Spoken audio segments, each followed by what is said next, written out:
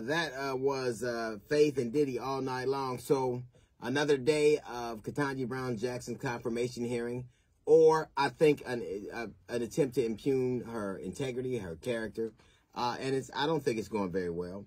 But again, you had a senator, a Republican senator, railing on about CRT and about anti-racism being taught in school.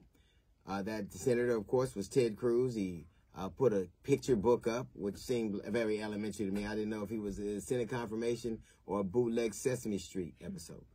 But he seemed to rail on about anti-racism and about CRT. It's interesting that he would be so adamant about anti-racism, but not racism. Do you notice how silent everybody was when two members of the Republican Party, Marjorie Taylor Greene and Paul Gosar, attended a white nationalist convention? So you're angry about Ketanji Brown Jackson sitting on the board where a book that teaches anti-racism is on the shelves, but not angry when two members, prominent members of the Republican Party, attend the white nationalist party. You're silent then.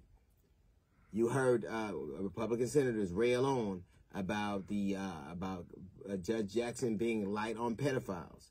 You would think that they would have had the same animus toward Roy Moore Jr., who they supported for the Alabama nomination for senator, who was a known pedophile. He was such a pedophile, he didn't even go to the mall. He couldn't go to football games because he was such a predator. So these things concern you that much. You have the governor of Arizona, a Republican governor of Arizona, who said that he would rather have a white supremacist than a Democrat. But you're worried about the books that Ketanji Brown Jackson sits on the board and that are on the shelves, because it isn't real. You were railing on about, a Republican senator railed on about short sentencing. Do you know that virtually all of the people who have been arrested for the assault on the Capitol have been given less time than the state wanted them to by judges? Many of them aren't receiving any time at all, but you're worried about lenient sentences.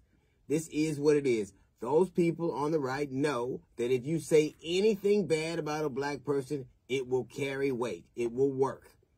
It doesn't have to be grounded in reality or faith. You could say, well, you know, these 5 dudes raped a girl at Central Park. You don't have to have proof.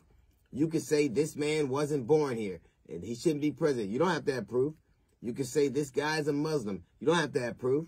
You can say this person's a terrorist. You don't have to have proof, because it's been proven since time infinitum that you say anything bad about black people, that of course it will take root. It will work. These confirmation hearings aren't about seeing how qualified she is. They aren't about her rulings. They're about trying to besmirch her in the names of, in the eyes of the people on the right. Because you say anything bad about black people, I tell you, it will work. People will believe it, absent any proof at all. She doesn't have anything to do with what books are in school. She doesn't have anything to do with how many policemen on the street. She doesn't have anything to do with how long a combatant is at Guantanamo Bay. But you connect her to it, and even if it's a tenuous one, they will believe it. This is literally not about trying to see how qualified she is to serve on the highest court of the land. This is trying to make her a court jester. And they do it over and over again. This is a spectacle. This is theater.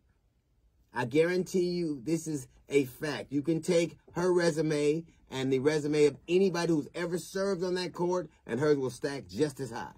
You take her resume and put it against Clarence Thomas, it will stack even higher. You tell me that you don't want sex, you're worried about people being light on people as sexual predators, and you have one sitting in a robe right next to you that you confirmed 2 years ago? This is about, and of course there's some political theater involved. Both sides do it. But this is blatant. This is an attempt to make America believe that this woman is not one of them. She's not one of us. She's not really American. This is some sleight of hand. This is some public spectacle. They're just trying to make it look like she doesn't really belong there. And if she doesn't belong on the Supreme Court, and her qualifications are not high up to the standard of the Supreme Court, then we shouldn't even have one. They're not trying to qualify to see if she's qualified for the Supreme Court. They're trying to appease the Supreme Dragon. That's a little note from the GED section. We got the Jazz Report coming up in 15 minutes. It's the D.L. Hughley Show.